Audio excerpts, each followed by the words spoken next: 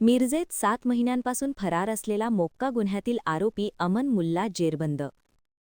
सांगली जिल्ह्यातील गंभीर स्वरूपाच्या गुन्ह्यांवर नियंत्रण आणण्यासाठी पोलिसांनी सुरू केलेल्या विशेष मोहिमेत मिरज शहरात मोठे यश मिळाले आहे.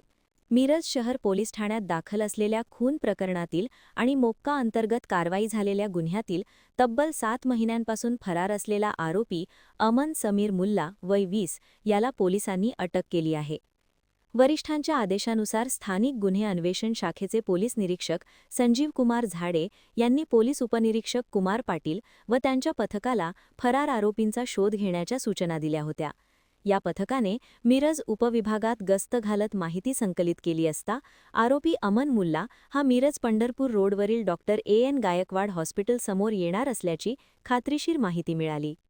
मिळालेल्या माहितीनुसार पोलिसांनी सापळा रचून संशयास्पद हालचाली करणाऱ्या व्यक्तीला ओळखून ताब्यात घेतले. चौकशीत त्याने आपली ओळख अमन समीर मुल्ला अशी सांगितली. तो सांगलीतील हाडको कॉलनीचा मूळ रहिवासी असून सध्या मिरजमधील ब्राह्मणपुरी परिसरात राहत होता. सदर आरोपी हा 28 सप्टेंबर 2025 रोजी दाखल खून प्रकरणात फरार होता.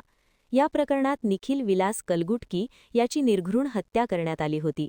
या गुन्ह्यात एकूण 15 आरोपी व 2 विधी संघर्षग्रस्त बालकांचा समावेश असून या टोळीवर संघटित गुन्हेगारी प्रतिबंधक कायद्यानुसार मोक्का कारवाई करण्यात आली आहे. अमन मुल्ला हा घटनेच्या 7 महिन्यांपासून फरार होता. अखेर त्याला अटक करण्यात यश आले असून त्याला पुढील कारवाईसाठी मिरज शहर पोलीस ठाण्यात जमा करण्यात आले आहे.